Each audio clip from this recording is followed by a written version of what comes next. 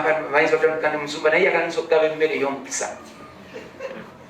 Oli agaba muceere gwa mukisa, oli agaba gondi za mukisa, simanyi apo ez'omukisa, simanyi nakinaki ati eyo emmere bumere.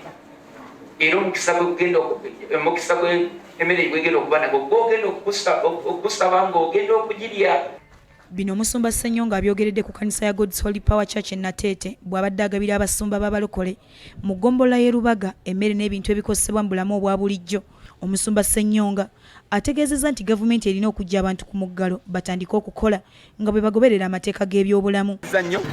Ate tukkiriza nti engeri gye bakkiriza ebikuubo okuggulawo, moolo okuggulawo, n'ebifo ebirala okuggulawo, ne transport okubanga bagiggulawo mu ngeri entonotono, tukkiriza n'ekkanisa zisobola okukkirizibwa kubanga ekkanisa kyekifo ekisinga okubeeramu obutebenkevu oba okulungamizibwa okulungi. Mu ngeri y'emu ono atadde gavumenti ku nninga eggulewo ekkanisa abantu basobole okusaba kubanga waliwo omuntu byatasobola kufunira ku TV wadde radio.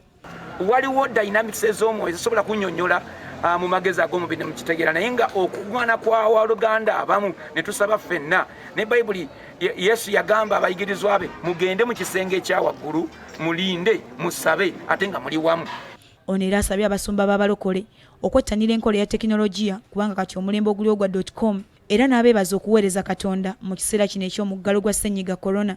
Mweteeketeeke revival egenda kujja mu Uganda, Katonda agenda kukyusa eggwanga lino era abantu bagenda kukomawo nga bayala nga bali open, but are we ready? Abasumba abasoba mu 200 be baganyuddwa mu nteekateeka eno ng'ebintu ebigabiddwa bibalirirwamu obukadde bwa siringi za Uganda 5. Webale nnyo munnaffe okudduukirira abantu abo nabo okusobola okufuna ekyokuzza eri olubuto.